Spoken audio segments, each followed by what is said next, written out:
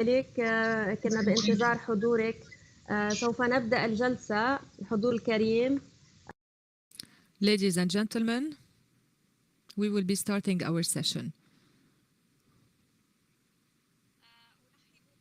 I would like to welcome the participants, and I would like to thank you for being here to attend a webinar regarding CEDAW General Recommendation No. 38 on trafficking in women and girls in the context of global migration.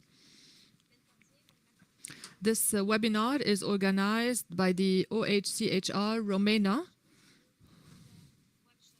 in collaboration with the Interagency Coordination Group Against Trafficking in Persons, ICAT. Despite the plethora of legal frameworks to fight trafficking at the local, regional, and international levels, women and girls still constitute the majority of victims of trafficking in persons, while perpetrators still benefit from impunity. By virtue of the mandate of the CEDAW committee, the committee has decided to issue recommendation number 38 regarding Article 6 of the Convention. Experts today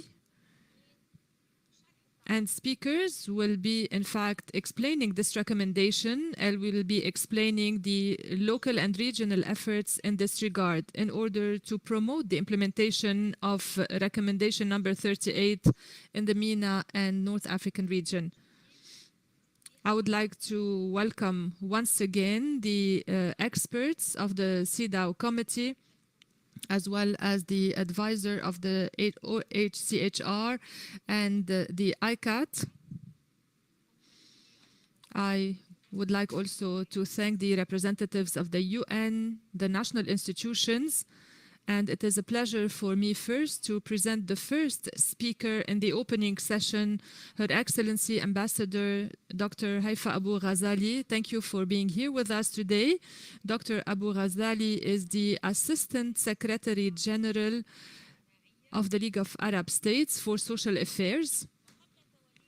Before heading this position, she was appointed Assistant Secretary General of the League of Arab States and head of the media and communication sector in 2013. She was also the special envoy of the Secretary General of the League of Arab States for the NGOs.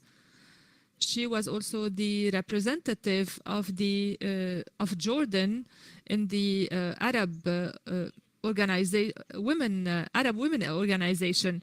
She was also the Minister of Tourism and Antiquities in Jordan. She was also a member of the Parliament in Jordan, and she was also the Assistant Secretary General of the National Council of Family Affairs, and also she was at UNIFEM for 12 years. She also held many important diplomatic, political, and academic positions in Jordan and at the international level, at the regional level as well. Dr. Abu Razali has 2 PhDs in psychology and education and a master's in education counseling. She has published many articles and studies. The floor is yours, Dr. Abu Razali.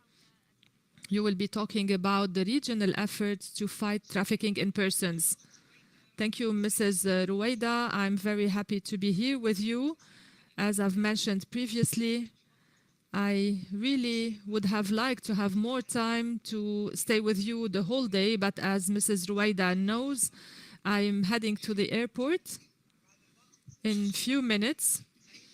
So I'm very happy to be able to contribute at least a little bit in this important session. As you have said, this is an extremely important session. I would like to welcome all of the participants from the UN agencies and from other organizations, from CSOs and all people working in this field. I would like to mention that this topic, trafficking in persons, is in fact a crime. It is a crime because selling human beings and trafficking in human beings is a crime that violates the rights of innocent people, and this has been compounded by the economic crisis, by wars and conflicts. And these people have become victims of different criminal organizations that have exploited the vulnerability of girls and women in order to push them into illegal and trans-border activities. In light of this situation, we also had the COVID-19 pandemic and new innovations, new criminal methods that were developed, especially through the dark web. This is why the situation of victims of trafficking deteriorated, mainly when it comes to women and girls. Support services and protection provided to victims decreased, and they were unable to access victims. This is why trafficking in human beings is still one of the main concerns for the League of Arab States, especially in terms of laws that have been drafted, strategies and action plans. In addition to that, many initiatives have also been launched in order to establish an Arab system to fight trafficking in persons and to protect and promote human rights. Starting from 2012, the League of Arab States has launched the Global Arab Strategy to fight trafficking in human beings, in addition to the Arab Law to fight trafficking in human beings, and the Arab Initiative to build capacities in order to fight trafficking in persons in collaboration with UNODC. The League of Arab States has also launched the Arab Protocol to prevent and suppress trafficking in human beings, especially women and girls. The League of Arab States, being aware of the importance of building capacities, has prompted the Arab Summit to adopt the Arab Strategy for Human Rights in order to promote coordination and collaboration and to adopt a human rights-based approach in all policies and strategies. When it comes to the rights of girls and women, the Council of the League of Arab States has adopted in March 2021 the Arab Strategy to prevent and to respond to all types of violence in the situation of migration, especially sexual violence against girls and women. The objective was to have an Arab framework that would support the efforts of Arab states in protecting refugees from sexual violence and gender-based violence. The League of Arab States is aware that gender-based discrimination and inequality are to be considered as the root causes of trafficking in women. This crime, in fact, also represents one of violent acts against women and girls. The Secretary General also has included a series of indicators in the agenda for the development of women in the Arab region 2030, especially the pillar that focuses on fighting violence. In fact, these indicators allow us to monitor what the different Arab member states are doing at the national level. In addition to that, the Arab Regional Review of the Beijing Platform and Declaration 25 years after they were issued. And so this review showed that the majority of the Arab states have ratified the protocol to prevent, suppress, and punish trafficking in persons, especially women and children. Arab states have also adopted different laws to sanction trafficking. Different legislations have been drafted, like in Morocco, for example. In addition to that, the mechanisms to fight trafficking in persons have been promoted, as mentioned in the National Report of Kuwait. Please allow me, in conclusion, to highlight the importance for all of the states to work together in order to provide options and safe channels for international migration. All efforts should be done in order to raise awareness of women and girls and to build the capacities of law enforcement officers. It is also important to promote cooperation between all of the institutions at the national and regional level. And I would like here, in this regard, Mrs. Ruwaida, to tell you that we are more than ready to provide all of the instruments and documents that I have mentioned in my speech. I believe that these documents will definitely enrich this important topic you are tackling today. Thank you. Mrs. Ruwaida Al-Haj is saying, thank you, Mrs. Ambassador. Thank you for your speech, and thank you for mentioning the different regional efforts that are accompanying the international efforts. Thank you for being here with us today, and we wish you a safe trip today. Thank you. We are, of course, very interested in receiving the documents and instruments that you have mentioned, mainly the strategy and the Arab Initiative. Please send us these documents because participants can also benefit from them. Thank you very much. I now move to English, if you allow me to present Mrs. Dalia Lenarte. In 2012, became the first expert from an Eastern European country to be elected to the CEDAW committee. After serving 2 years as vice chair, she was elected as chair of the CEDAW committee in 2017. Since 2014, she's a fellow, a commoner at Lucy Cavendish College, University of Cambridge. And since 2018, Ms. Leonard is chair of the CEDAW committee working group on General Recommendation 38. And she will kindly introduce the general recommendation to us. We're much grateful to your hard work, Ms. Leonard, exerted on the general recommendation from the concept to adoption, and we're so pleased to listen to you, and the floor is yours. Please. Okay, thank you very much for introducing me. And I have few slides of PowerPoint, so please share it on the screen for everyone to see.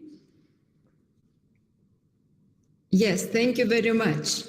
So I will start my short presentation by reminding that General Recommendation number 38 was adopted by the CEDAW committee last year. And the process of drafting started much earlier, at the very end of 2017, and then was accompanied by 7 regional consultations. Actually, it was the first time that so broad regional consultations have been brought through the process of any general recommendation or general comment initiated by any human rights treaty body. So the CEDAW was the first one. Then the first one, regional consultation held outside of Europe, was for Middle East and North African countries, and was organized by United Nations Women Regional Office for the Arab States and Office of High Commissioner, among other institutions and specialized agencies, in Cairo in November 2019.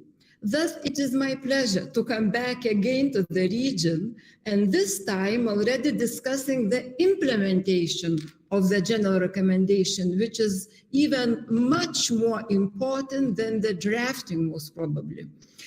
I am enormously grateful to the organizers, Senior Trafficking Advisor to the High Commissioner Office, Yula Hadadin, and Ruwaida Al-Haig, Regional Representative to the High Commissioner Office in MENA region and North African countries for this webinar.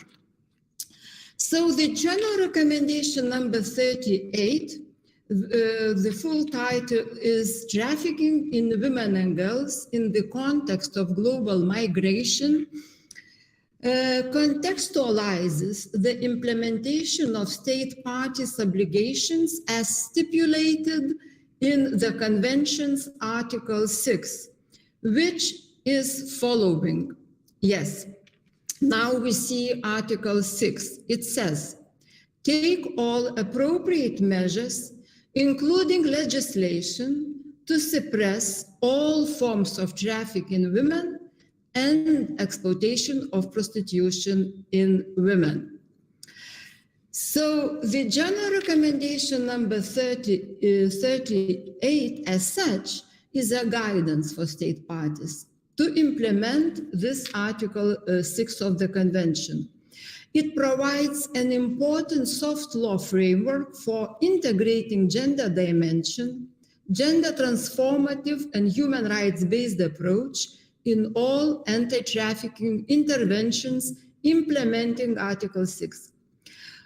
But now what is important here is that the CEDAW Convention requires to read Article 6 as an indivisible provision, which links trafficking of all forms to sexual exploitation and exploitation of prostitution. So it's set in our General Recommendation 38. Next slide, please. So what are the root causes of trafficking defined by the CEDAW Committee? They lie in socio-economic injustices and gender inequality, in situations of conflict and humanitarian emergencies that also cause trafficking, in discriminatory migration and asylum regimes that also encourages trafficking in women and girls, in increased use of digital technology, especially during COVID-19, that also encourages trafficking and especially exploitation of prostitution.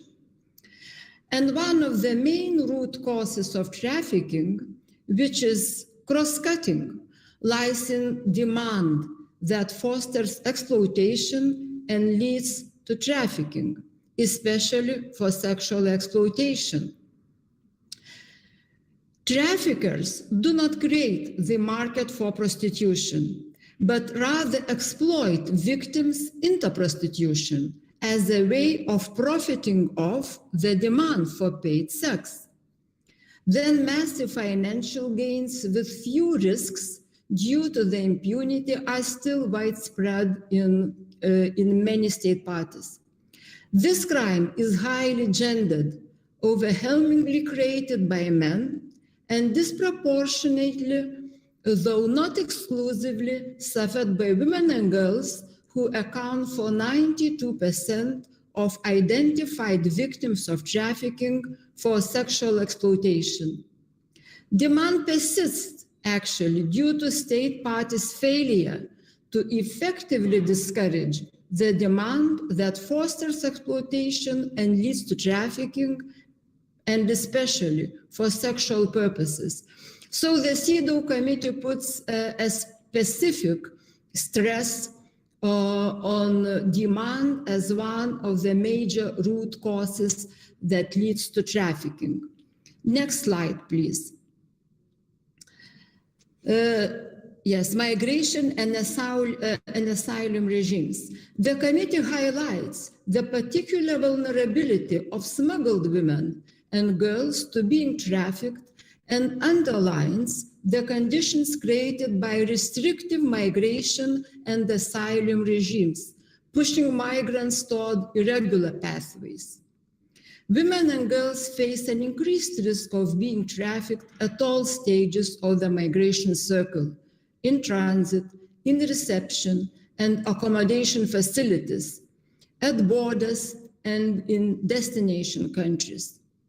Accordingly, while the committee recognizes that states have a sovereign prerogative to manage their borders and regulate migration, they must do so in full compliance with their obligations as parties to human rights treaties that they are.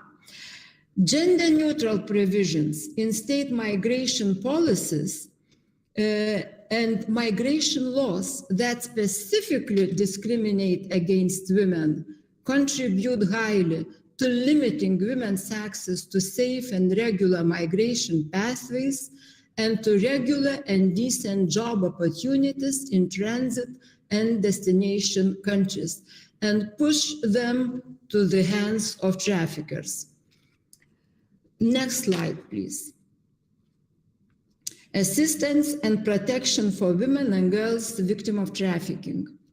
International human rights law imposes positive obligations on states to identify victims of trafficking. However, states often pay not adequate attention to establishing robust, strong national referral mechanism, and resulting in frontline professionals lacking the required training to adequately understand, identify, and appropriately respond to all types of victims, including to survivors of sexual exploitation and intersecting forms of exploitation. And this lack of a strong and very well established national referral mechanism is very much important actually to state parties, to countries in which flow of illegal migration or flow of refugees is not expected. And right now I can give you a very obvious example of my own country, Lithuania, which never had any experience how to deal with refugees and migrants illegally crossing the border. But now for a few weeks, we have thousands coming from Belarus. And the government of Lithuania is lost. We do not have actually any procedures that would identify different types of migrants. We do not have any experience how to assist them. So now another slide, next slide, please. Victims' access to justice. Victims of trafficking often encounter significant difficulties in claiming compensation and other forms of reparation. And it is important that financial funding for victims would be provided not only from government's resources, but extracted from perpetrators themselves. In regards of victims' protection and possible re-victimization, the CEDAW committee encourages that residency permits are not be tied to criminal justice process when repatriation sometimes and often occurs prior to seeking or obtaining civil remedies. And what is crucial here, and what is most important for victims and trafficking survivors, they confirm it to CEDAW experts on many occasions, is prosecution and punishment of their perpetrators as part of justice to them. And it's also part of survivors' healing process. So the last slide, please.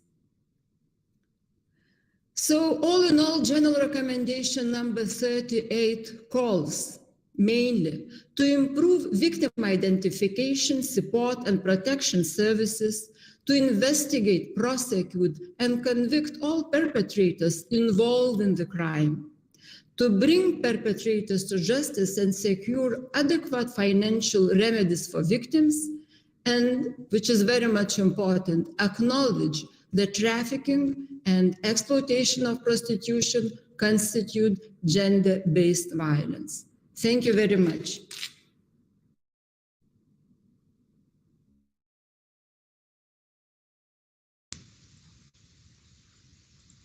Thank you so much, Ms. Leonard. Thank you for this presentation, which introduces us smoothly and slowly to all the aspects of the general recommendation. And without due delay, perhaps I'll move on to our next speaker to allow participants also to have enough time to ask you questions. السيدة نهلة حيدر العدال نائب رئيسة Mrs. Nahla Haidar, Vice Chairperson of the United Nations Committee on the Elimination of Discrimination Against Women. Mrs. Haidar is also the commissioner in the International Commission for Jurists, and she has more than 30 years of professional experience in the UN system at the headquarters and in the field. She worked in different fields and domains, starting from social development to humanitarian assistance, peace building, human rights.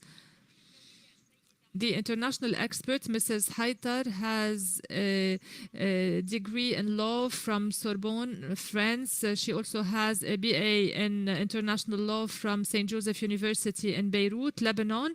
She also has a BA in social sciences. She will be making a presentation regarding the different elements that lead to trafficking.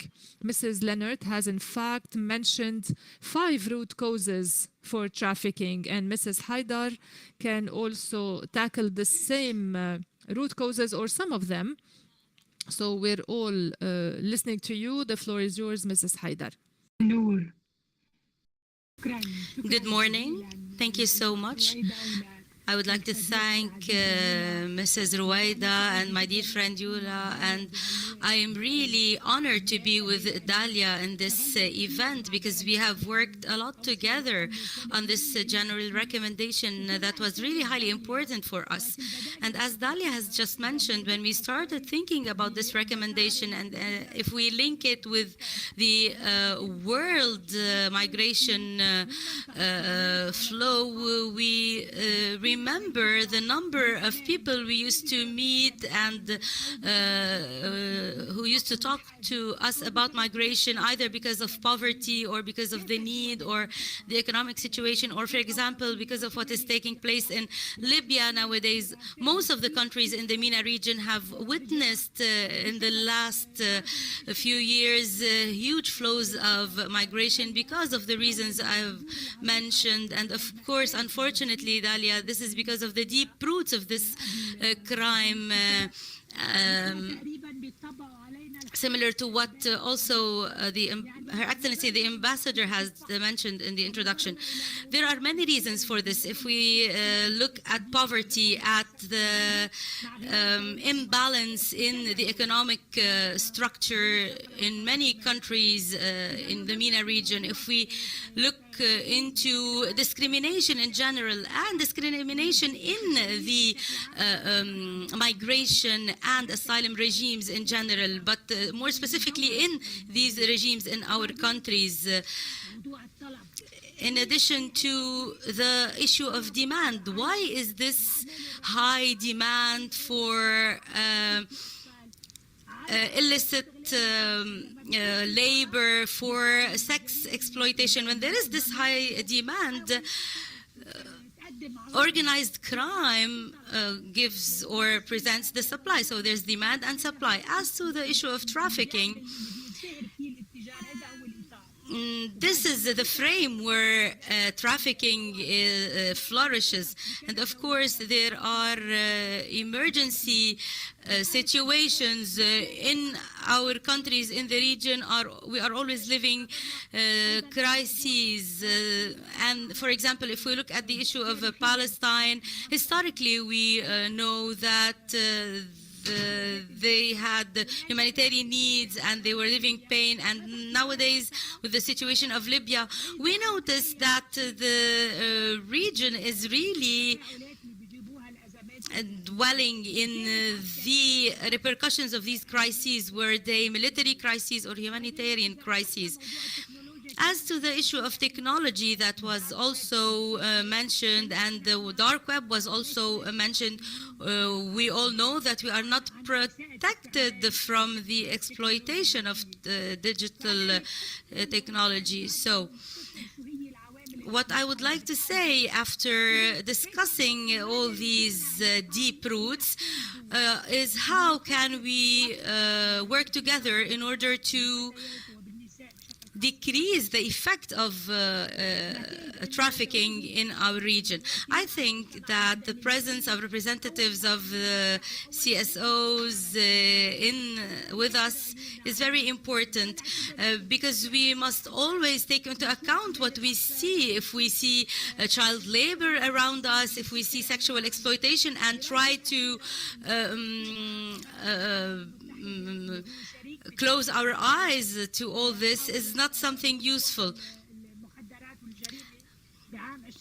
In 2020, a seminar on organized crime and drugs, the result came that the most forms of exploitation in the MENA region are forced labor, and then sexual exploitation, and the last type of exploitation was trade in organs, and that is really something fearful because a few years ago the trade in organs was only 10% of this whole percentages. So this shows us that we are in the midst of this crisis, and there is a huge need to deal with the deep roots or the deep causes of these issues. For example, if we take into account the crises that Lebanon is living nowadays, how can we think together of the repercussions of these crises on women who want to try to overcome poverty and economic difficulties and thus become a victim of trafficking? How can we be more ready to be able to resist this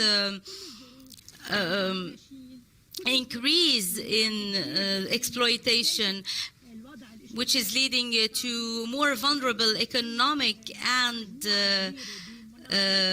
social crises? So we should all, as international organizations and human rights organizations, to play a very important and effective role, knowing that maybe not all these organizations and associations are working effectively in our countries, but we maybe have to try to take few measures until the states are able to take final decisions. As we have heard from Her Excellency the Ambassador, there are some legal tools, but these legal tools, were they international or regional, is facing the problem of implementation. Who is implementing these tools? Who is following up on activating these tools? And knowing the situations in many countries in our region, we know that maybe some systems are more effective than others, but in general,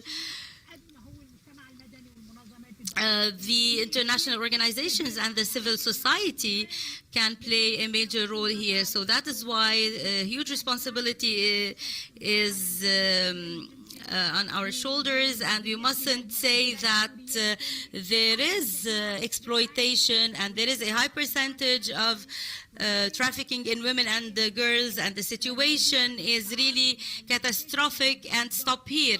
Dealing with poverty, with vulnerability is very important. Another part that the concerned countries and the civil society must deal with is guaranteeing an effective participation of women, especially when they were determined as victims or potential victims of trafficking. And how can we help these countries to be able to combat this kind of crime? There is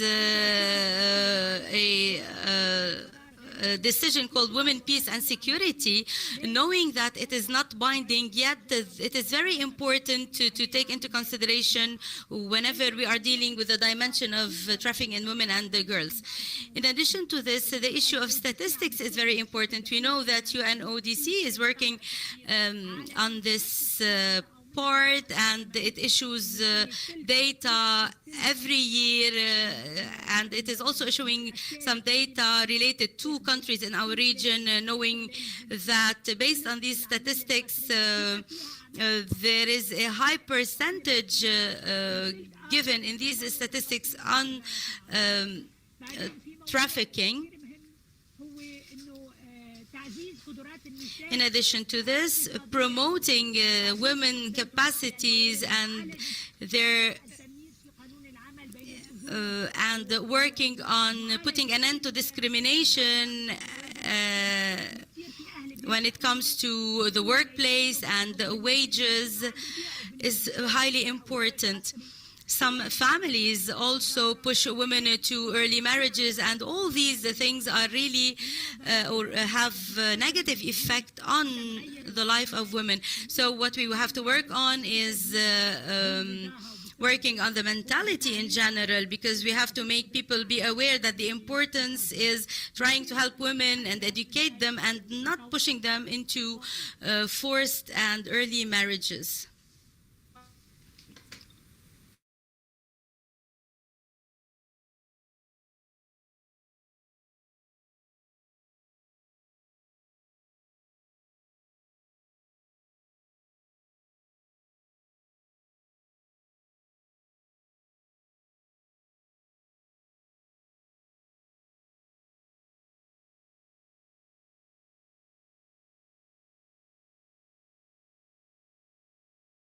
Issue with the connection. I would like to thank you, Dr. Nahla, for this presentation that included examples from the region and examples on how to face these crises in the region, in addition to highlighting the international and regional tools and mechanisms. And I would like to thank you because you brought us back to the core issue of this problem. Let's go to a legal framework now, and then later on speak about the victim, who is the main issue of our topics. Martin is a crime prevention and criminal justice officer in the human trafficking and migrant smuggling section at the Office of the United Nations Drugs and Crime. Mr. Fouki has worked on the underlying global programs to combat trafficking in persons and smuggling of migrants for the last 7 years, joining UNODC in 2005. Martin will introduce to us the international efforts addressing trafficking in persons.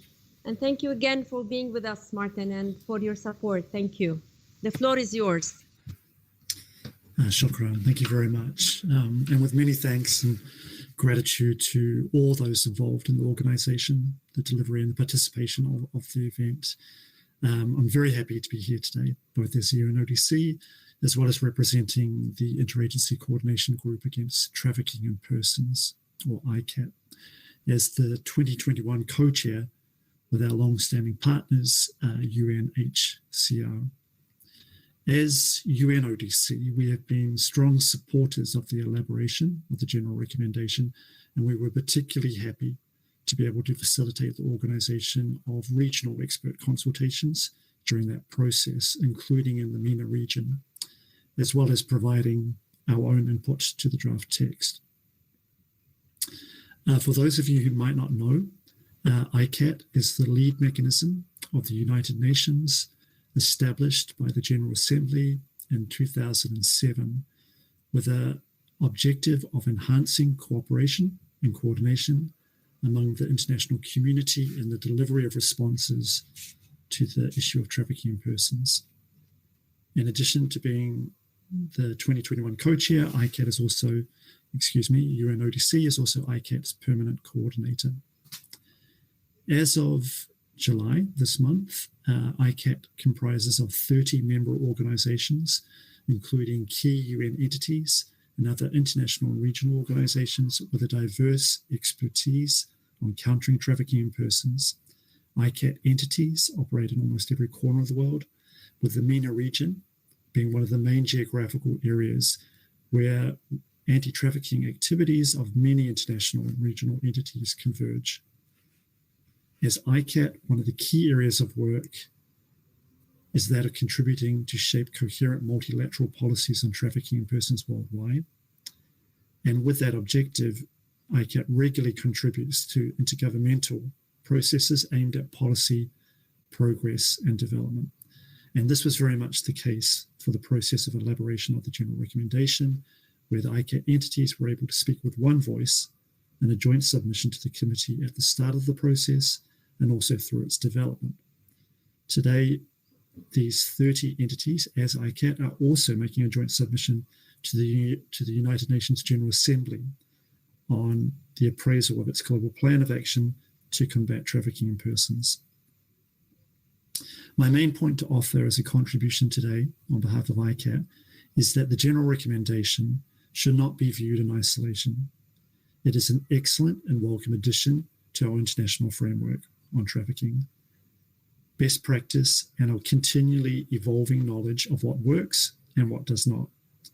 On specific issues, it mirrors, reinforces, and builds on what we have, but it is the content and the issues that the General Recommendation addresses that we ultimately need to engage on, and use the General Recommendation in conjunction with other tools to effect change and impact regarding these issues. This session today is part of broader efforts for the dissemination, awareness, and implementation of the General Recommendation at the regional and country levels globally. ICAT is very much committed to supporting OHCHR, in particular, one of its key and most active members in those efforts in the coming months and years.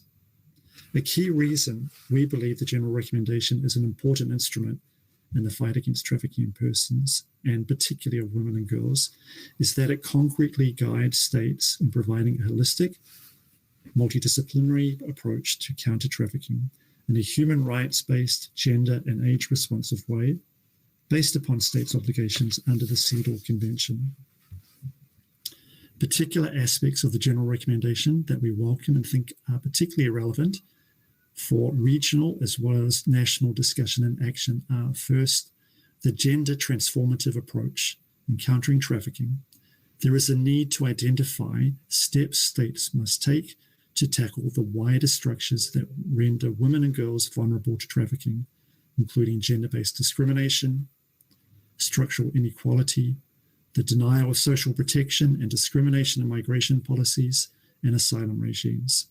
Second, the acknowledgement of the gendered nature of the linkages between migration, displacement, labor, and human trafficking, which includes placement of a labor rights and safe migration approach at the center of states' efforts to address trafficking, more regular migration pathways, the provision of access to social protections, remedies, legal aid, labor protections, and an end to forced rehabilitation and conditional assistance, as well as access to international protection on the grounds of gender-based violence against women and girls.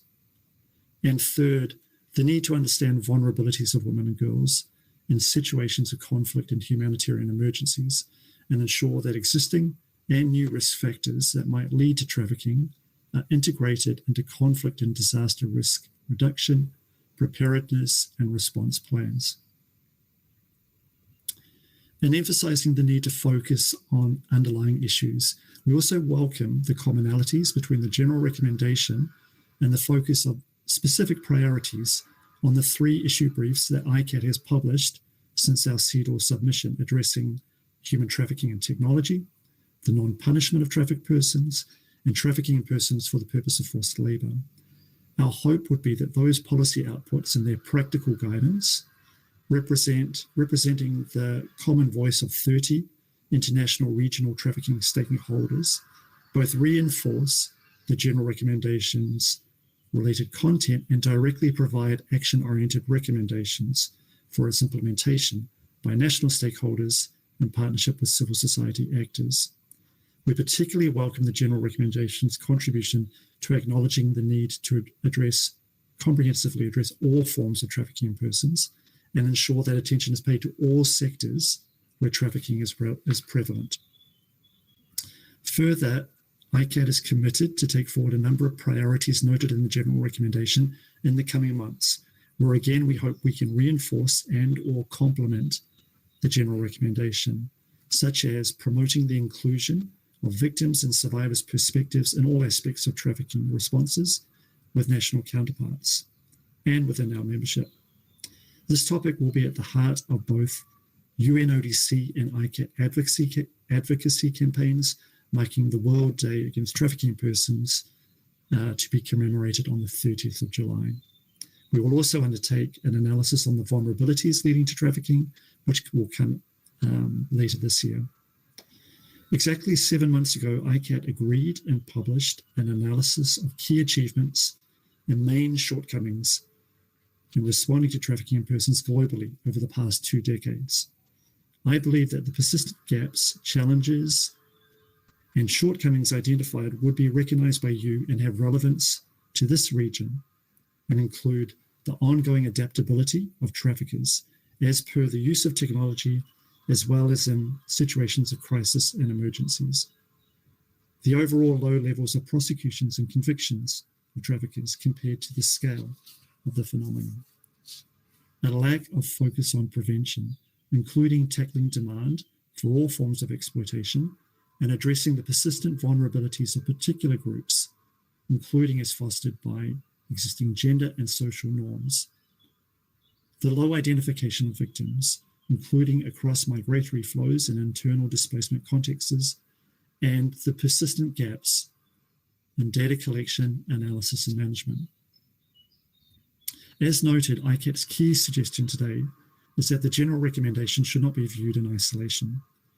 It is a welcome addition to an existing and broad international framework, which is not always coherent, but is well established, analysed, and with time, better utilised by an increasingly coordinated array of active stakeholders. In seeking implementation of the General Recommendation, we have to use all the tools we have, including internationally, the United Nations Trafficking in Persons Protocol, to which most countries in the MENA region are parties, and the newly established intergovernmental mechanism to review the implementation of that protocol. Our hope as ICAT is to retain a focus on the need for specific and practical action, as we aim to also do in supporting further awareness and engagement on the General Recommendation. Many thanks for the opportunity to speak to you today.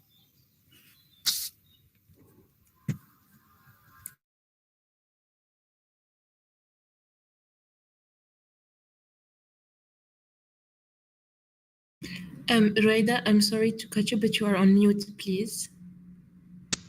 Sorry.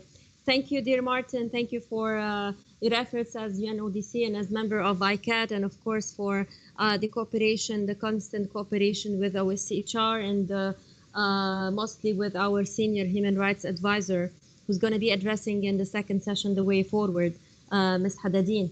And I suppose when mentioning also the prevention, that's a call for us also to focus on the importance of the prevention in this particular aspect, and also seeing how we can all together reflect on a change and within the broader efforts that you've spoke about, that the GR is not definitely in isolation, but comes also to add on and complement all the efforts that have been ongoing.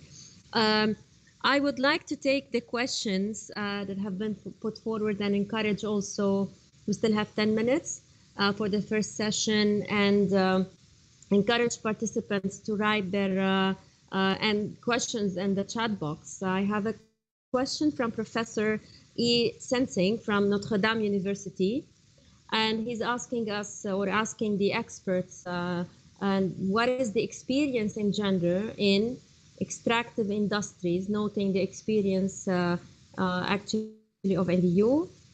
And another question from Madame Ahkam Al-Dajani about protection of victims amidst restrictions of COVID-19 including restriction in movement?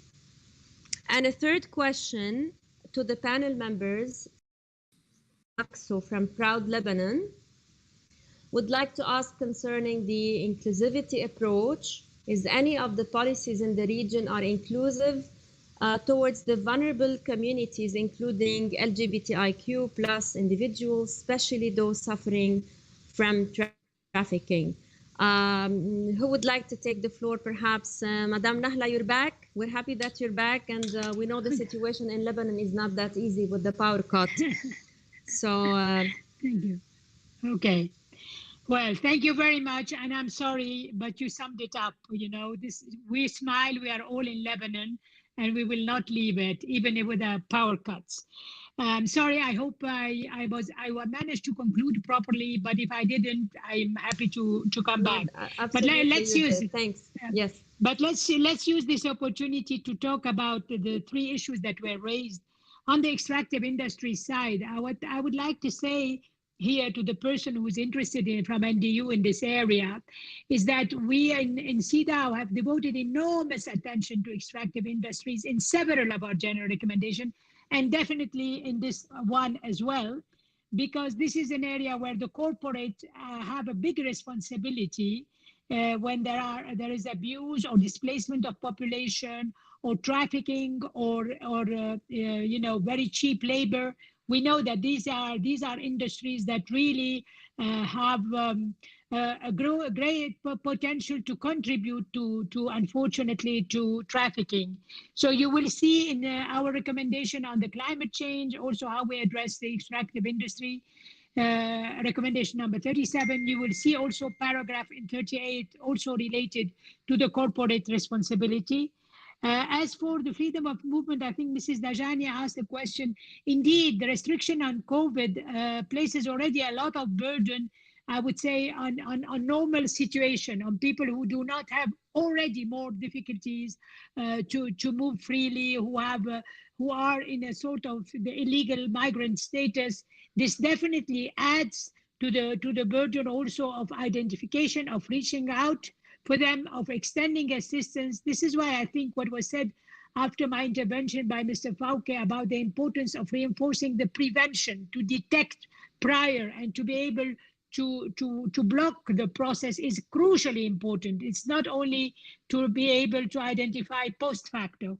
So I think the issue of the COVID-19 restriction on movement we will be learning more and more. We're still learning from the impact and the negative impact on human rights in general and women human rights in particular, as we know, because of the rise also in domestic violence and in violence against women. On the inclusiveness question, again, I think when we speak about those who are vulnerable and marginalized, we do include, of course, all sorts of group of women in our women who are lesbian, bisexual, or transgender, definitely suffer from intersectional discrimination because they are women and they belong to specific group. And so we also do insist that member states have to pay attention to the vulnerable within the vulnerable. And that is also the policy of the committee constantly on the issue of bisexual, lesbian, and transgender women.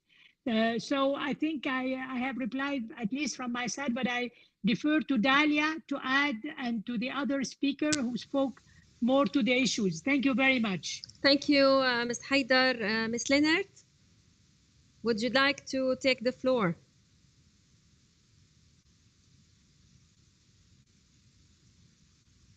While waiting for Ms. Leonard, maybe I give the floor to my colleague Martin. If you have anything to add, perhaps, to what Madame Haidar said. Thank you very much. In the interest of being succinct, not too much, but I'm just going to post a link to a new study which we've just published in the last fortnight on the impact of the COVID-19 on trafficking responses. I think it goes to a number of the issues that are not explicitly referenced to the extractive industries and the exploitation that occurs there, but are very much reflective of what has just been mentioned there. So I would note that. Again, to come back to the general recommendation, the comprehensive nature of the general recommendation its consistency with a lot of other current policy calls on what we need to do in terms of trafficking responses is so crucial, particularly when it comes, as was just noted as well, to the ultimate goal to try to prevent rather than to respond to trafficking that has already happened.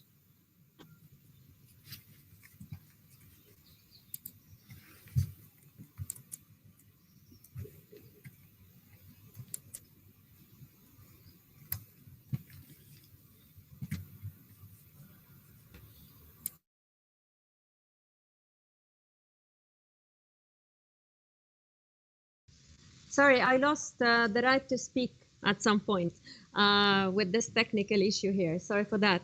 So thank you, Martin. And I don't know whether Ms. Lienert is with us. Maybe while waiting for her, we can proceed with a question coming from His Excellency, the Head of Human Rights Department at the League of Arab States, Ambassador Munir Al-Fassi. And he said, هل هناك يسر في تجميع إحصائيات إن لم يكن كذلك؟ Is it easy to have some statistics? If not, what are the recommendations to facilitate the statistics collection? So she's repeating the question now in English. It's about statistics. I'm sorry, I kind of, with the family name, المجمر. ما هي أهمية دور الإعلام في What is the importance of the media role in raising awareness about human trafficking, especially for women and girls in the Arab region? Ms. Nahla, concerning the statistics, please, can you please give us an answer? Thank you.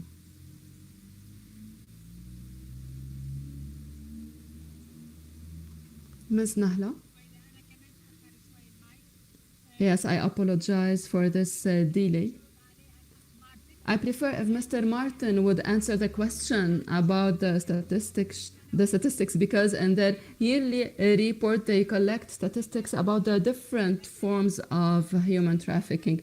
Now, of course, without statistics, we cannot have a scientific way to address this topic. So we speak a lot about the role of the judiciary, of the civil society, and the law enforcement entities, but I prefer if Martin answers this question. About the role of the media, this is, of course, a critical role because it's the media that helps make all these things visible and raise the awareness of the parents, develop our mindset, especially with regards to the marginalization of women, fighting early marriages, fighting forced marriages, because there are many things that are promoting human trafficking, and here the media can play a pivotal role.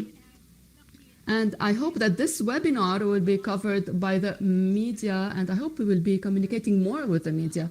Thank you, Ms. Nahla. I would like to clarify that we have also live streaming on the different social media channels, and I'm happy that Mr. Hassan Jammar is with us from Al Jazeera Center for Human Liberties and Human Rights in the Media. Now back to you, Martin. She's speaking in English.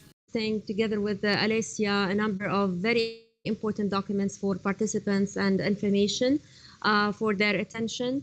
I would like to give you also the floor on the statistics question presented by Ambassador Al-Fassi, but also on a question directed by Ms.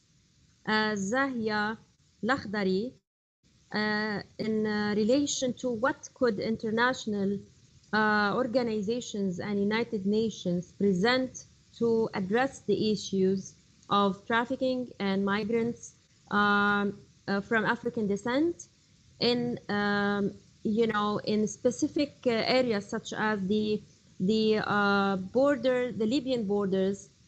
I don't know. I mean, that's a kind of a specific question. So back to you, Martin, please. Thank you very much. I apologize if I didn't quite catch everything there. But again, in the interest of being brief, I would refer you on the issue of data to a couple of the materials we've posted links to in the chat, because quite frankly, ICAT being this mechanism to bring together so many different actors with different areas of expertise and focus have come together and looked at this amongst other issues in the trafficking context and agreed on a number of findings about the current situation, what needs to change, what are the things that need to be put in place to have some progress.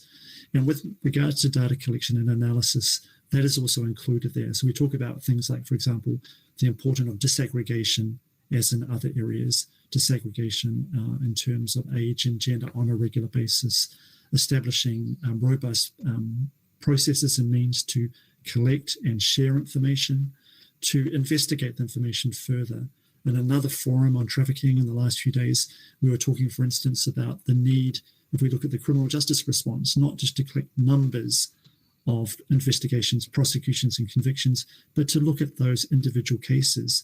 Are we, for example, in our prosecutorial efforts, focusing on prosecuting the most low-level criminals, or are we trying to do something to address the broader networks that ensure that trafficking endures? So, a robust data and analysis response needs to be part of a broader strategy in terms of addressing trafficking. And very much, I would point you to the analytical paper that we linked in the chat. I would also point you to something that we are just transmitting today, as noted, to the General Assembly, which calls for states to do more in terms of their data collection and analysis, and provides a number of specific recommendations to states on exactly what they should do along that line. Thank you, Martin. Yeah, thank you. Thank you, very comprehensive. And also the links, I think they would definitely constitute a good platform for those who are interested in this topic in particular also, and those perhaps that I read saying that we don't have enough time sometimes to discuss these very important issues. So we're more than happy to reconvene another session if needed on very specific issues if our experts and of course Martin and colleagues would accept that. Back to you, Dalia. I hope that you were listening to the questions. Otherwise, I'm happy to repeat some of them. Restrictions amidst COVID-19, some of the protection needed for LGBT, issues related to statistics already addressed by both Nahla and Martin, and of course some of the other questions that you heard. Okay, so I have a few points on few questions.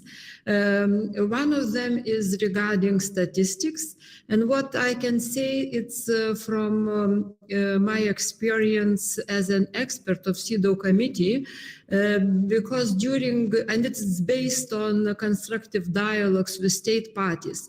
So most probably one of the weakest side when the governments very often are incapable to bring very good data and information regarding trafficking and victims of trafficking and the crime itself is statistics. Just because usually the governments operates with a very few one, and especially when we are talking of such comparably recent forms of... if I may, while you're sorry. Maybe as far as I understood in terms of it, the specific question that you noted about a conflict context and about what could be done, particularly by the international organizations. If I might, again, in the interest of time, just note a resource. We'll add that to the chat as well, a link to it. But again, talking about the responses to trafficking in a humanitarian or crisis conflict type situation, there is an excellent resource, which again has been put together by another multi-stakeholder group in the Global Protection Cluster. I'll post it there. But again, hopefully for your request, it provides some detailed and practical suggestions to apply to their situation. Thank you. Much appreciated, Martin. Thank you so much. And back to you, Dalia. Okay, thank you. So I will continue regarding the lack of statistics that governments, in many cases, they are incapable to bring us during their reporting before the CEDAW committee and reporting on Article 6. And especially we can notice the lack of the statistics on comparably new or not so much known about such forms of trafficking like organ removals. So there is no statistics in many state parties about this particular crime. Now, if to talk about media's role, and it's two-sided, because in many cases, the importance of media on issues of trafficking is just to let the particular societies to know that in their state parties, in their societies, such crimes in general, they are meaning very happen to be very often. And sometimes media, I don't know, because of negligence or because of lack of knowledge, they do not bring information to society at large that their own national business people, for example, they use trafficked persons, victims of trafficking for forced labor in their own neighborhoods.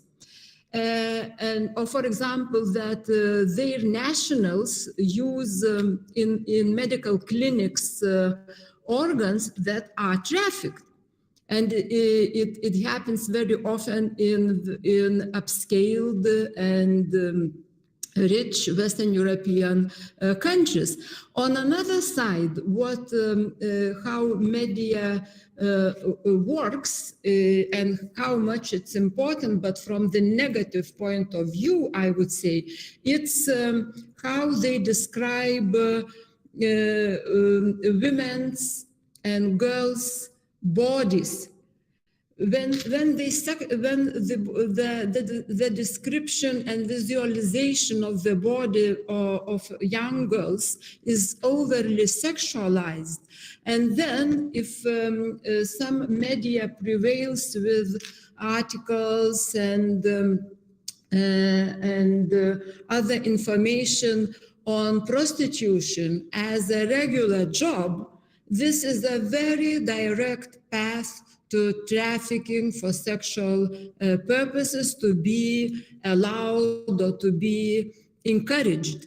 So I think the media's importance on issue of trafficking is two-sided. As I said, it's a positive one to introduce knowledge about forms of trafficking, and another one is not directly, but encouraging trafficking, especially for sexual purposes. So thank you. Thank you.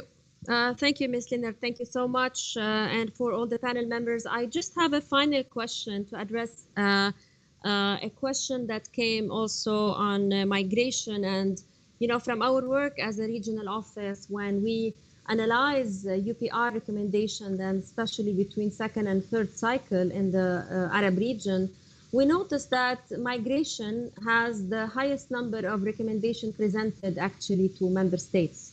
So I would like maybe to call on Ms. Haddadin, who I know she's, she has some answers on the question related to Libya. Although you're on the second session, I apologize, for bringing you in, but perhaps very briefly, and just to address this one. Thank you. Yes, thank you, Ustazah Ruwaida. Yes, I really wanted to jump in to talk about trafficking and African descent, because I think it's a very important issue, and I thank the participant who asked the question. Just to give some information on what are we doing This year, the UN is commemorating 20 years of the Durban Declaration. And for the first time, we will be addressing the issue of trafficking and in the DDPA, in the Durban Declaration. So we'll be organizing a series of events. The first one will be in September, also in the MENA region. We're organizing events, regional events, MENA, Europe, East Africa, West Africa, and in Panama for the Americas. So I would really encourage the person who asked the question to get in touch with us so we can provide more information on that. Of course, in the event, we will be addressing the issue of all situations of around the world where African descents became victims of trafficking. And of course, we know discrimination is a root cause of trafficking, including racial discrimination. So we will be focusing on that. Thank you, Ruwaida. Thank you so much, Ms. Hadadin, and I would like to thank also all the participants who and esteemed diplomats and representatives of international and regional organizations. And we have reached 70 participants in the first session today, and also including national human rights institutions, civil society, and really appreciate your contribution and participation. And also great thanks to speakers and panel members, Ambassador Dr. Haifa Abu Razali, Mr. Martin Hauke, Ms. Nahla Haidar, and Ms. Dalia Leonard. Thank you so much. And I will pass on to my colleague, Deputy Regional Representative, Mr. Ulrich Hallstein, to carry on with the second session and with, listening carefully and looking forward to an interactive and also a very informative session. So the floor is yours, Ulrich. Thanks again, colleagues. Thank you very much, Reza. I hope you can hear me well. So it's my pleasure to introduce the second session of this webinar, where we will look more closely at the situation of refugees and ways forward for the implementation of the General Recommendation. And for this session, we have two speakers with us who will introduce these subjects, and again followed by questions and answers that will be with questions being posed via the chat box. So without further ado, let me introduce the first speaker, Mr. Duncan Breen, who will address the issue of vulnerabilities to trafficking of refugees with a focus on women and girls. Duncan Breen is Senior Protection Officer with UNHCR's Middle East and North Africa Bureau, where he is the focal point for mixed movements as well as trafficking. He has worked with UNHCR since 2014 and previously worked for NGOs in the United States and South Africa. And he holds a degree from University of Cape Town. Duncan, please, the floor is yours. Thank you so much, Ulrich, and good afternoon to everyone. Thanks so much for including us in this event, and it's a pleasure to be here with all of you. I have a few slides that I'm going to try and share. If you'll just bear with me for just one moment, and I'll just put this on.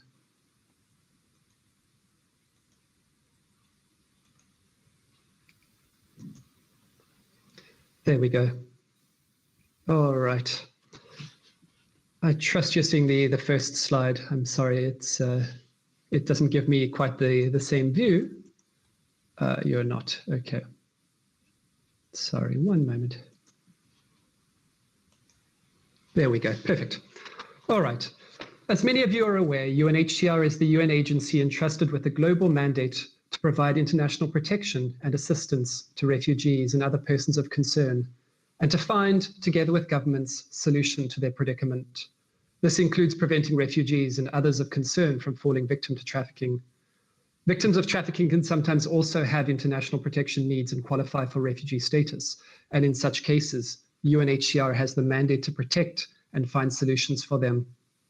I'm going to be speaking today about the vulnerability of refugees to trafficking within the Middle East and North Africa region, with a specific focus on women and girls.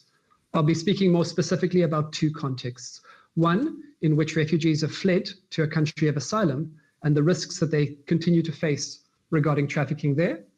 The other context is one in which refugees and migrants often move together along migration routes in what we call mixed movements, something we frequently see in North Africa, for example, and how people may be especially vulnerable to trafficking in that process. I'll then speak a bit about UNHCR's efforts to prevent and respond to trafficking, as well as some steps that are still needed to strengthen protection against trafficking for refugees. In many contexts, refugees can be especially vulnerable to trafficking due to having left behind their support networks and their livelihoods. In some cases, they may not yet have access to legal status, thus making their presence in the country to which they have fled more precarious and making it harder for victims to seek help from authorities. This vulnerability is often increased when refugees are not able to support themselves, such as through access to employment, which can make them reliant on exploitative conditions of labor. This includes in order to be able to afford to pay their rent, which is often a substantial part of refugees' expenses in urban areas. Family separation during displacement can also increase vulnerability. So sometimes one family member may even have moved on, or certain members of the family may remain in the country of origin. That can obviously increase the level of vulnerability for those who have moved to the country of asylum. In such circumstances, refugees may be especially vulnerable to traffickers who seek to exploit their situation. Trafficking may sometimes be perpetrated by organized crime groups, but at other times, as I'll outline shortly, by family members and acquaintances. The COVID-19 pandemic has further contributed to increasing vulnerabilities for refugees to trafficking, including by impacting border controls, thus affecting people's ability to seek safety and increasing reliance on more risky ways of crossing borders in search of safety. The pandemic has also affected refugees' opportunities to support themselves, and along with the reduced availability of support services, this too can contribute to increased vulnerability to trafficking. For the purpose of highlighting the vulnerability of women and girls in the context of forced displacement to trafficking, I want to reflect briefly on some of the findings of research published in 2016 by the ICMPD in the context of the Syrian conflict and the movement by large numbers of refugees to neighboring countries. This research illustrated how factors such as impoverishment, lack of access to services, lack of income, and poor working conditions heightened vulnerability to trafficking, including labor exploitation, sexual exploitation, forced marriage, and domestic servitude. The study describes situations such as landlords reportedly offering rent-free accommodation if a woman agreed to engage in the sale of sex and share the profits, fathers and husbands forcing women and girls into the sale of sex, or women and girls being trafficked to a neighboring country for sexual exploitation. It found that trafficking for forced marriage involving irregular short-term forms known as temporary marriage or tourist marriage were very much in evidence. Early marriage, sometimes involving a significant age difference, and the exchange of large sums of money were also reported. In addition, labor exploitation, including of women and girls, occurred, especially in agriculture, factory work, and the services industry. There's been much positive progress since then. Key steps taken by certain states have included measures to grant access to work permits for Syrian refugees, thus increasing their opportunities to support themselves and reducing vulnerability to labor exploitation. But this does not apply everywhere, and major vulnerability still persists. Vulnerability assessments in the region in 2020 and 2021 showed that the impact of the COVID-19 pandemic, for example, resulted in responses such as refugees reducing their food intake, incurring increased levels of debt, and sometimes suffering eviction. Sorry, Duncan, just to let you know that the presentation doesn't seem to move on from the first slide. Sorry, it's just a very short one. I'm going to be shifting to the second slide in a moment. Okay, sorry, just to make sure that there was not a technical problem. So, Thank you so much, Ulrich. I'm just about to switch to the next one. And US State Department trafficking in persons reports continue to highlight the high risks of trafficking in the region. So these remain real concerns that we need to collectively address. In terms of vulnerability of refugees on the move to trafficking, We see this high level of vulnerability in the context of mixed movements to and through North Africa. Vast numbers of people have been displaced in the neighboring region due to conflict in the Sahel, parts of Ethiopia, and widespread human rights violations in other countries. These contribute to people who are seeking international protection, frequently traveling alongside those who are traveling for other reasons, including people who are seeking better opportunities for employment and being exposed to the same risks. In 2020, UNHCR published a report called "On This Journey, No One Cares If You Live or Die." This is a quote from someone who was interviewed. This report was published alongside the Mixed Migration Center and based on a lot of survey data from people who are on the move, including refugees and migrants. And in the report, we reflected on the multiple forms of abuses that refugees and migrants face as they travel along the routes that lead towards North Africa, and for some, across the sea to Europe. In addition to high risks of death and gender-based violence along the route, they also faced high risks of trafficking. Both trafficking for sexual exploitation and forced labor are believed to be common along the route. We know that trafficking for sexual exploitation takes place from the country of origin, sometimes involving Nigerian women and girls, and sometimes other nationalities as well, and some may have international protection needs as a result. Some are trafficked to Europe, while others may remain in situations of sexual exploitation in West Africa, or sometimes in Libya and other countries in the region. For others traveling towards Libya, their use of smugglers may sometimes result in situations of trafficking, including in the event that people are unable to pay the smuggler on arrival in Libya. And as a result, they may sometimes instead be sold for labor or sexual exploitation, or held in debt bondage. While the proportion of women and girls moving along these routes is lower than for men and boys, we do observe a number of women and girls, including those likely to have international protection needs on account of having fled conflict or human rights violations, who attempt this journey. Over the years, many have reported their experiences that have included trafficking, abduction, torture for ransom, and sexual violence. UNHCR is working in various ways within the region to prevent and respond to trafficking. With regards to international protection, UNHCR has issued specific guidelines to states on the application of refugee law to victims of trafficking and those at risk of being trafficked. Communication with communities' activities in countries of origin, transit, and asylum along mixed movement routes warn of the dangers, including trafficking, along the route, and advise on where protection and assistance may be available locally in terms of providing alternatives to dangerous journeys. Our staff work with national authorities and partners to try to strengthen the identification of victims of trafficking, including those with international protection needs. This includes through the provision of training, developing referral networks, and building relations with community networks. UNHCR operations in several countries provide protection and support to victims, which may sometimes include provision of access to safe shelter where this is available, legal assistance to seek access to justice, provision of mental health and psychosocial support, and facilitation of access to medical services, as well as assistance in accessing asylum procedures where relevant. Last year, UNHCR and IOM also issued a framework document aimed at strengthening our coordination for the purpose of better identification, protection, and assistance.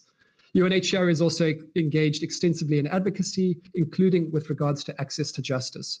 For example, our High Commissioner has twice addressed the UN Security Council with calls to strengthen efforts to identify and prosecute the traffickers who are operating in Libya. What more is needed? While several countries in the region have taken very welcome steps to enhance their response to trafficking, more still needs to be done to better protect against trafficking, including of refugee women and girls. For example, UNHCR colleagues have highlighted the need for further training to help authorities better identify possible victims of trafficking, the need for more coordination between different authorities tasked with providing different elements of support and protection for identified victims, greater support to be available to victims following identification, and more to be done to enhance their access to justice. More also needs to be done to address the causes of vulnerability to trafficking in certain circumstances. We've seen, for example, that increasing access to work permits and access to legal status has been beneficial in reducing these risks in certain contexts. Further work is also needed to empower women and girls and support their access to education and training, as well as in terms of engaging men and boys as agents of change. Further, UNHCR continues to call for states to increase access to safe and legal pathways for those in need of international protection, including by increasing commitments for resettlement places, making family reunification more accessible, and increasing the use of other complementary pathways, including educational visas for refugees. These will further reduce the needs for dangerous journeys that can significantly increase vulnerability to trafficking. General Recommendation 38 provides a welcome set of recommendations in this regard. Thank you for your attention. Thank you very much, Duncan. Indeed, very, very useful for you to share the findings of UNHCR on some of the causes for vulnerability in both destination countries and as you mentioned, in the mixed movements on kind of refugees on the move, and indeed highlighting two really main challenges, which is related to identifications of victims and of course support for victims once they have been identified. Now I would like then to introduce the second speaker, my colleague Yula Hedadin, who will comment on ways forward for the implementation of the general comment. And Yula is Senior Advisor on Human Rights and Trafficking in Persons at the UN Office of the High Commissioner for Human Rights at headquarters in Geneva. Before joining the office in 2004, then as Deputy Representative in Palestine, she previously worked as Senior Legal Advisor for a number of organizations, including USAID, World Bank, and DFID. And at the Office of the High Commissioner, she has served in various capacities, including as Senior Advisor on Sexual Violence and Conflict. And she also led the office's work on the Security Council's agenda on women, peace, and security. Please, Yula, over to you. Thank you. Thank you, Oleg. مساء الخير, صباح الخير. Good morning, good afternoon, wherever you are. In fact, I have nothing more to say after all of the presentations, after these wonderful presentations.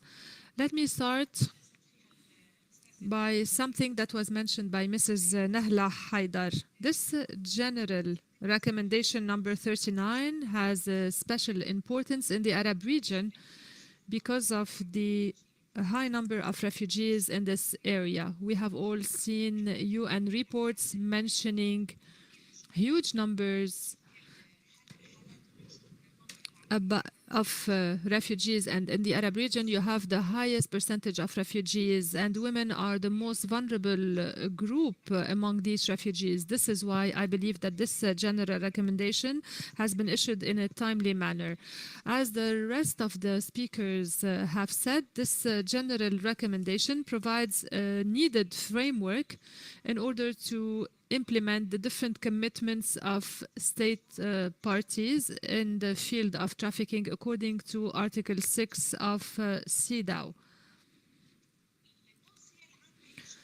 The general recommendation has been issued in order also to provide some proposals regarding programs and interventions that have to be undertaken. In my opinion, it looked at this issue from a human rights perspective. It took into account the gender dimension, the different age groups, and it also focused on the need to deal with the root causes of women and girls being victims of trafficking during migration. I believe that this is our core topic. If we are able to devise programs that will cover this point, this will be a great achievement. Another important issue has been also tackled by the general recommendation.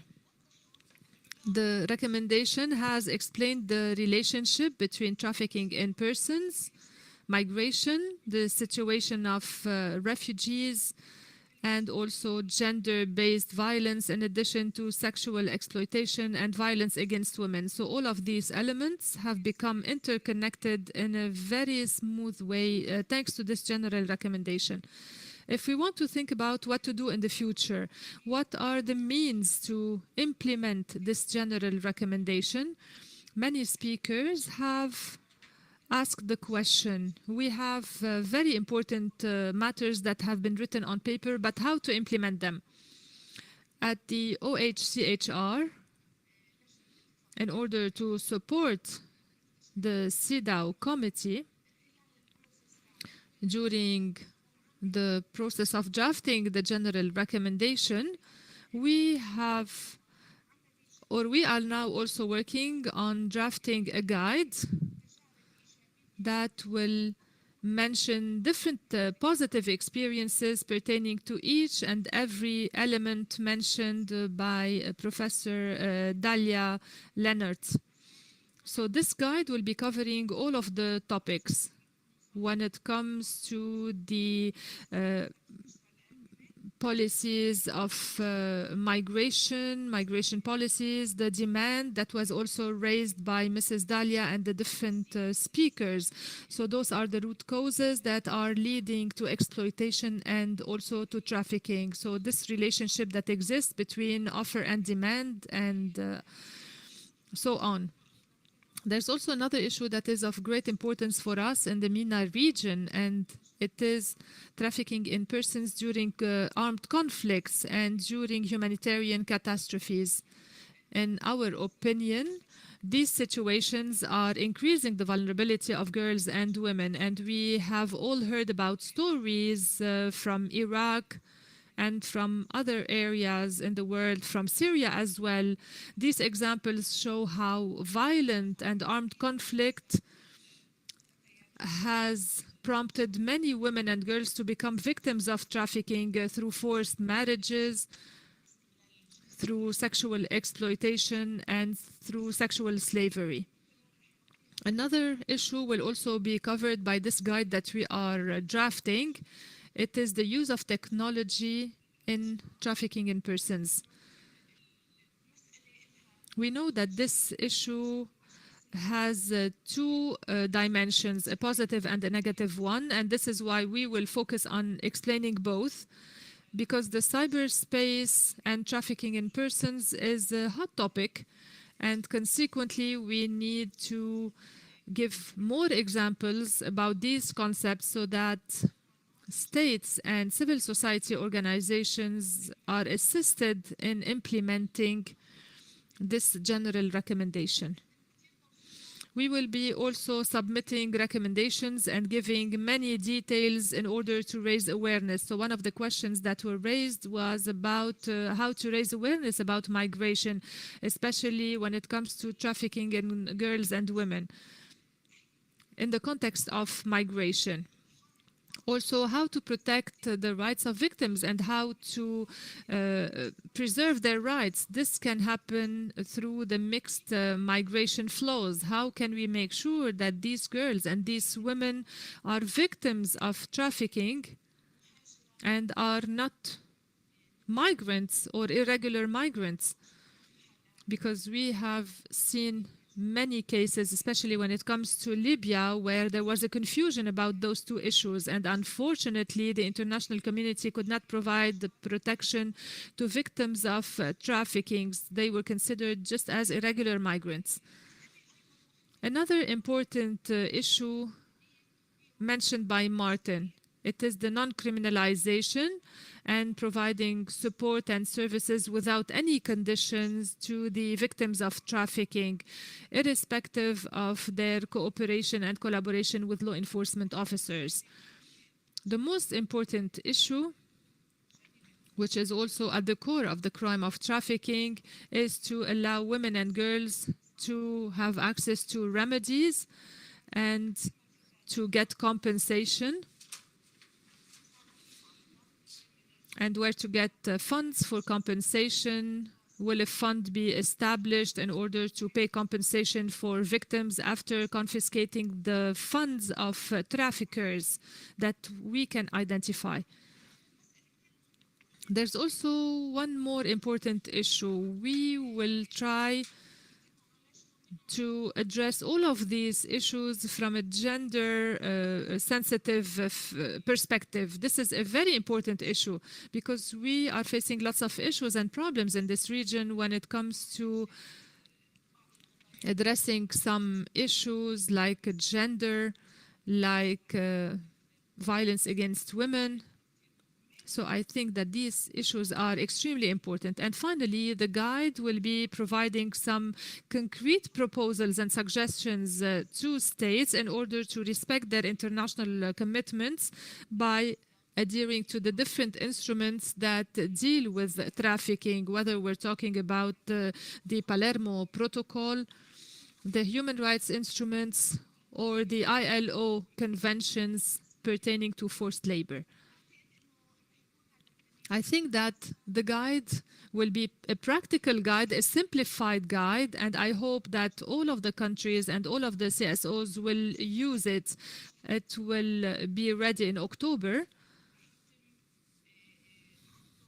and it will be presented to victims and survivors so that we can get their feedback regarding the needed responses to trafficking. I will stop here. I will be very happy to answer any questions if ever you have some, and thank you for listening. The floor is now to my colleague Ulrich. Very useful to hear also about ongoing work on the guide, which, as you said, will also be shared for further input and comments. And indeed, again, highlighting how indeed the general comments, the relevance in the context of women being particularly vulnerable, and the need to look at ways to integrate a gender-sensitive approach in overall anti-trafficking efforts.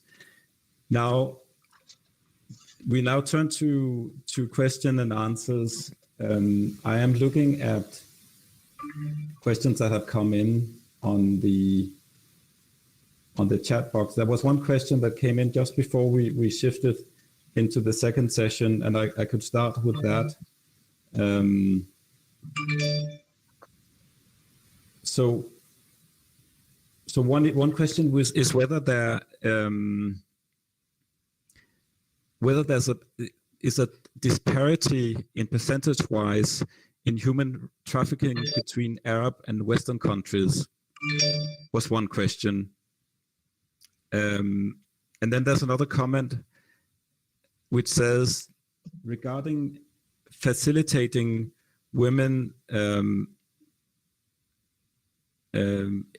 women loans and their inability to pay because they will be in debt, basically the point made about that in the journey where there's an inability to pay for the trafficker and traffickers, and that renders refugees or others more vulnerable to sorry, I'm messing up the word smuggling and trafficker, but if you're not unable to pay the smugglers, you end up in a trafficking situation.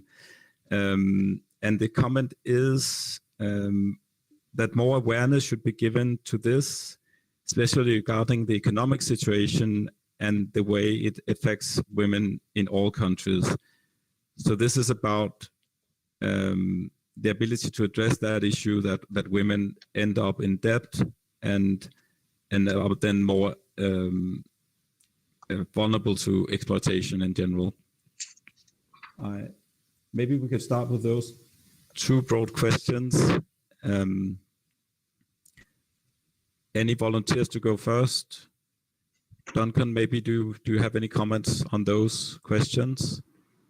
Thanks so much. I mean, just on the question in terms of debt and in terms of not being able to pay the smuggler, I mean, it's a very specific dynamic. What we often hear, and it's come through just from the testimonies of people that I've interviewed once they've subsequently arrived in, for example, once they've arrived in Europe, people swear that they had paid. You know, money was arranged by someone else. I gave the money to my brother. I'm sure that he paid. We were tricked.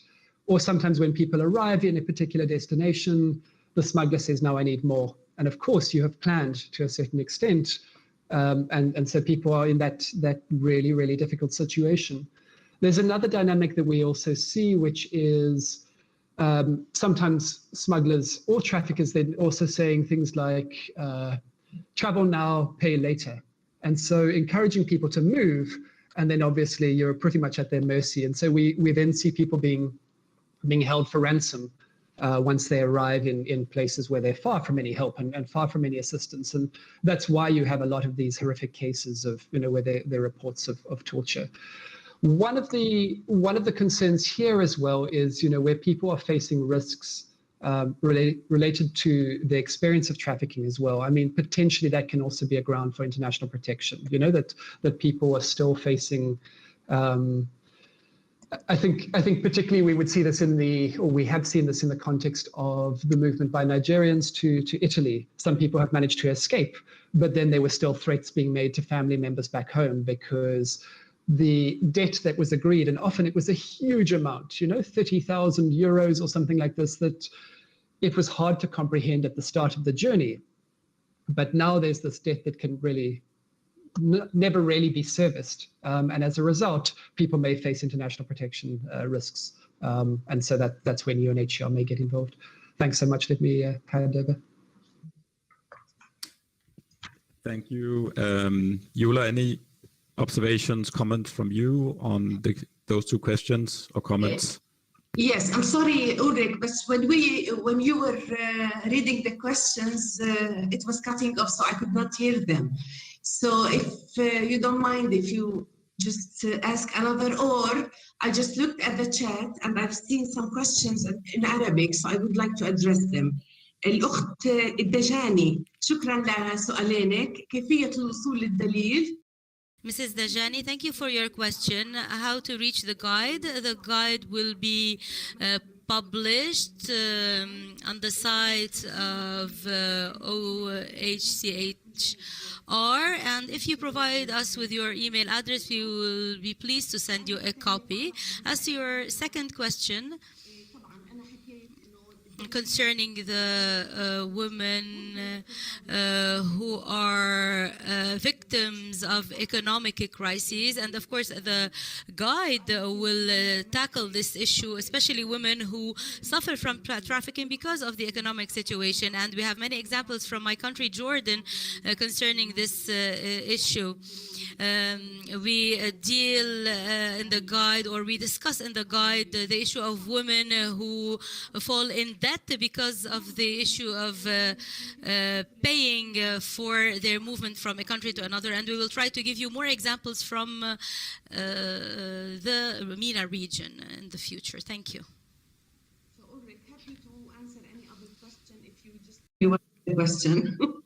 Thank you. No, that's very helpful as well. The question I think you didn't hear was just a general question about whether there's a disparity in percentage-wise in human trafficking between Arab and Western countries was one. And I also see colleague shared another comment, and that is about what is said in the general comment about addressing the demand side. And it's and the question is what are the plans of UNODC? So that's to the former panel and UNHCR to address the demand, and will sex buyers be called perpetrators as they should be? Is this the kind of the comment and question? Okay, thank you. I don't know, shall I answer in Arabic or in English, depending on who asked the question? So I'm happy to do both. Anyway, let me start, since you posed the question in English, answering in English, disparity in numbers. I wouldn't call it disparity in numbers because it depends on the type of trafficking. So in some parts of the world, trafficking for forced labor is the highest. In other parts, sexual exploitation. But we all know that sexual or trafficking for the purpose of sexual exploitation is the most dominant type of trafficking, but also it depends on the region. In some parts of the world or in some specific sub-regions, we have seen cases of trafficking for the purpose of organ removal from the south to the north. So it depends. I would advise the person who asked the question to refer to UNODC Global Report, because they provide very useful information on the dynamics and the trends in different regions and in sub-regions and the trafficking flows between regions and sub-regions. So it would be a very good reference to go back to see exactly which region are you interested in to look. Of course, the general recommendation will address, have already addressed the demand side. Like for us, the demand is one of, addressing the demand is one of the preventive measures that should be applied in order to discourage or combat trafficking in persons. The question is very important. It has been discussed widely everywhere about prostitution. By the way, we use the term prostitution. We don't use the word sex work because in all conventions, we talk about prostitution. And in the context of trafficking, we talk about the exploitation of the prostitution of others. So let's stick to the terms that are used at the international level and in international law, because that's our job to promote international law. Yes, it has addressed the demand. It has talked as considering the demand as a root cause and a push factor for a lot of women being trafficked. And I would say in the guide, we will address that issue, more specifically talking about different models around the world, what is happening. Maybe some of you are aware of what we call the Nordic model, where the client is criminalized, but the victim or the prostitute is assisted and provided with means to get out of the exploitive situation she's in. While in other parts of the world, they apply different measures. But I can say, the Nordic model has been has become very popular, especially in Europe. We have around 12 European countries who endorse the Nordic model, and they are taking measures in their national legislation to criminalize the client who uses the services of a prostitute, because commercialization of women's body is a form of violence against women. Over to you, Orly. Thank you. I don't know, Duncan, if you might want to comment on the issue, as it was also mentioned, UNHCR. Sure. Thanks a lot. I mean, in terms of addressing the demand side, it's not the area that UNHCR is specifically well placed to deal with. Our focus is more in terms of protecting refugees or people who are at risk, and we work in partnership with a number of other agencies. And so I think in that situation, we would rather support some of the advocacy of our partners, including other UN agencies and the work of authorities in that regard. Thanks. Thank you. And now actually a number of other comments are coming in as we speak. And one asks if there's a chapter in the manual or guide that elaborates on refugees of girls and women's exploitation and trafficking in refugee camps in countries that didn't ratify the 51 Convention, such as Jordan. And there's also a general inquiry about the situation in the Gulf region. And then there's a number where I am getting, but maybe we could. And then there's also one is the guideline will address the climate change on labor. Sorry, again, I'm not sure what that, I read that. Not entirely sure I understand that. But maybe with those, the first question, any comments? Yes. And I think that's for you, Yula, first. Of course. And as I said, the guidelines we're now preparing will follow what has been already mentioned in the General Recommendation.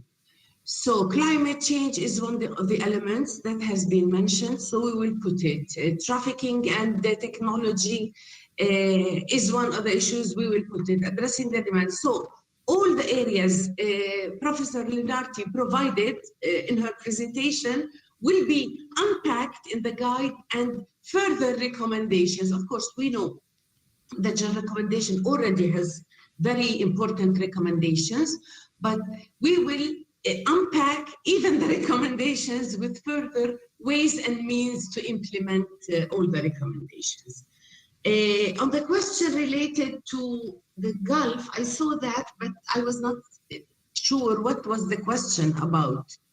So if the person asked the question, can just clarify, are you seeking information on types of trafficking or what exactly? If we talk about types of trafficking, the most dominant type of trafficking in some Gulf region countries is forced labor, while in others we're talking about sexual exploitation.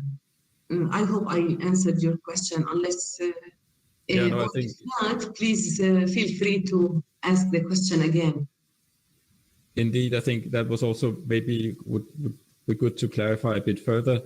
Another question came in asking about the possibility of issuing a specialized guidebook for media professionals working on these issues.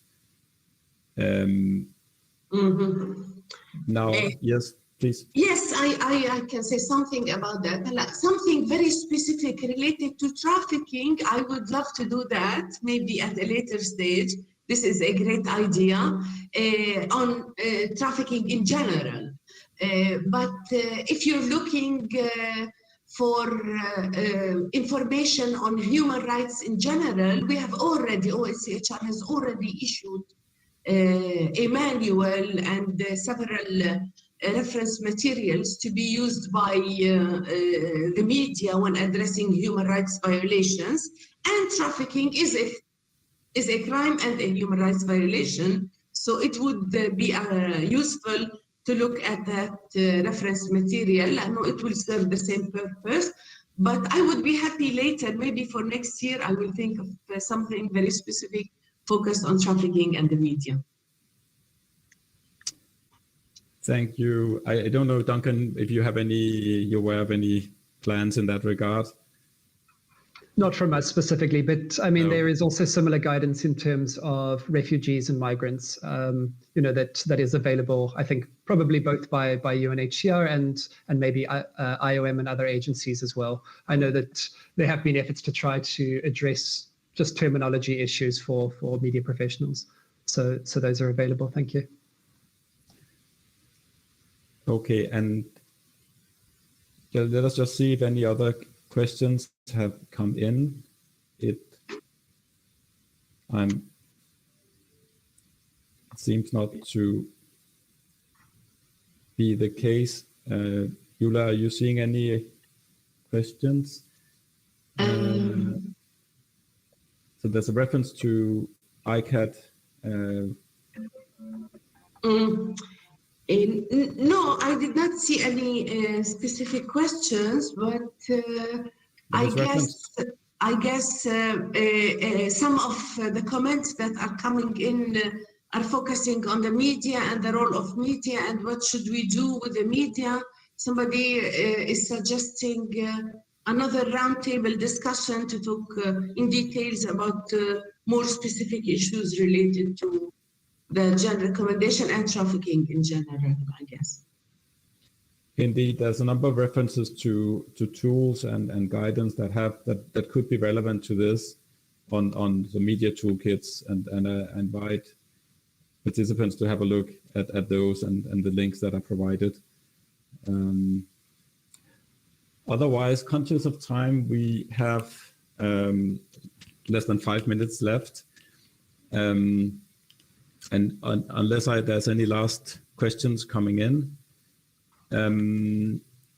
maybe just before closing, I would like to give our two speakers the floor just for very brief final observations, and maybe just on the basis of what you have been the points you have been raising and the comments we have received, maybe just to flag again as a recap 1, 2, 3 main points you really would like us all to take away from this conversation of the second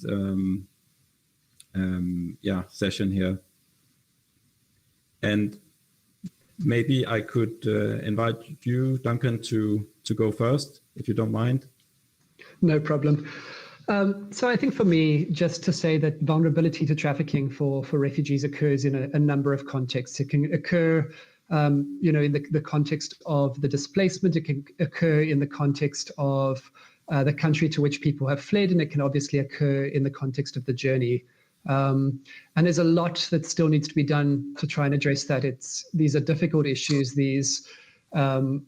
What we saw in the report that I referenced on this journey, No One Cares If You Live or Die, where we'd actually mapped out the places where people had said a lot of the abuses, including the risks at the hands of traffickers, took place. These were often remote areas. And so these were areas where there are not easy access to services or support or strong institutions available that would be able to help. So these will continue to pose challenges and need our collective involvement in trying to prevent and respond. Thank you so much to everyone as well for your participation and listening. Thank you. Yula, some closing remarks from you? Yes, of course. يعني أنا بعتقد أهم مسألتين بحب إني أكد عليهم وإنه بتمنى. The most important things I would like to highlight, and I would like the participants to remember as final notes in this seminar, the importance of treating the root causes of trafficking in women and girls in general, and in specific in the context of migration. And I think that if we did not tackle the gender-based violence and the sexual exploitation and violence against women, including domestic violence, we won't be able to move forward when it comes to trafficking in women, because these are the root causes behind all the trafficking issues. If a girl is being persecuted, her parents cannot pay for her education or her living, they push her into forced early marriage. As to the women who suffer economic pressures and tensions, as one of the participants asked, she sometimes finds herself in a situation, an exploiting situation, and she finds out that no one is able to help her, and that is why she becomes a victim of trafficking. If we focus on these topics, we can move forward in combating trafficking in women and girls in general, and in the context of migration in particular. I would like to thank you all for your attention and participation. Thank you. Thank you very much. Yula and Duncan, and also the participants of the previous session. And I thank you all to all participants for their participation. On behalf of the Office of the High Commissioner, I just to thank you all and to say that we of course look forward to continuing this collaboration and dialogue to find best ways to combat trafficking in persons, and really, of course, to remind ourselves to use this new tool provided by the CEDAW General Comment to help us, also to help guide these efforts and to ensure that we give adequate attention to the protection of women and girls who are, as we know and have also been discussed today, normally and often the most vulnerable. Again, thank you very much, everyone, and I wish you all a good rest of the day.